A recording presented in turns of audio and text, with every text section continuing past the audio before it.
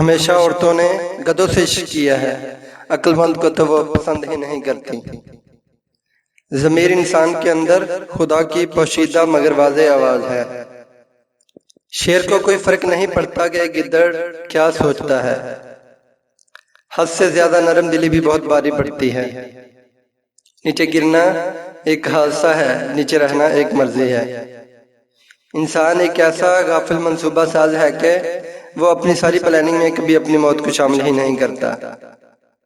آپ اپنی منزل پر کبھی نہیں پہنچ پائیں گے اگر آپ راستے میں بھونکنے والے ہر کتے کو پتھر ماریں گے۔ پنجرے میں پیدا ہونے والے پرندوں کو لگتا ہے کہ اڑنا ایک بیماری ہے۔ ان لوگوں پہ زیادہ توجہ دو جو تالیاں نہیں مارتے جب تم جیتتے ہو۔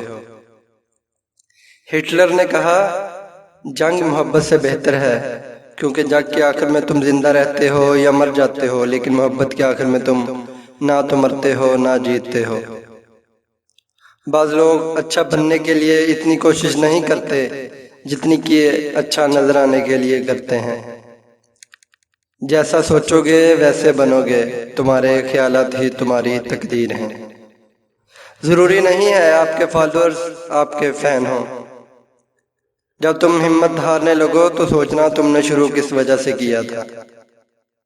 جہاں صرف جہالت ہی خوش رکھ سکتی ہو وہاں عقل مند ہونا بے وقوفی ہے۔ ان بے وقوفوں کو آزاد کرانا مشکل ہے جو اپنی زنجیروں کی عزت کرتے ہیں۔ مجھے امید ہے کہ ایک دن لوگ سمجھ جائیں گے کہ انگلش صرف ایک زبان ہے، ذہانت ناپنے کا پیمانہ نہیں۔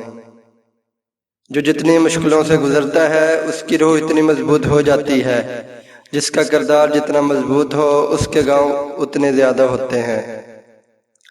غیرت جب زنگ آلود ہو جاتی ہے تو تلواریں صرف رقص میں استعمال ہوتی ہیں۔ مرد کا امتحان عورت سے اور عورت کا امتحان پیسے سے ہوتا ہے۔ ہم غلطیاں کرتے ہیں اور اس کا نام رکھتے ہیں تجربہ۔ دنیا کے سب سے دکھی الفاظ کس نے کہے تھے؟ سب سے مدعیہ شخص چارلی نے۔ اس نے کہا تھا مجھے بارش میں چلنا پسند ہے تاکہ کوئی میرے آنسو نہ دیکھ لے۔ انہیں اپنی کامیابی سے مارو اور اپنی مسکراہٹ سے دفناؤ۔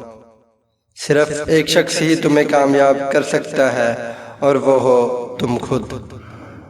کبھی اپنی چال کا اعلان مت کرو جب تک تم اس کو چل نہ لو۔ آج تک کوئی اچھا آدمی بہت تیزی سے امیر ترین نہیں ہو سکا۔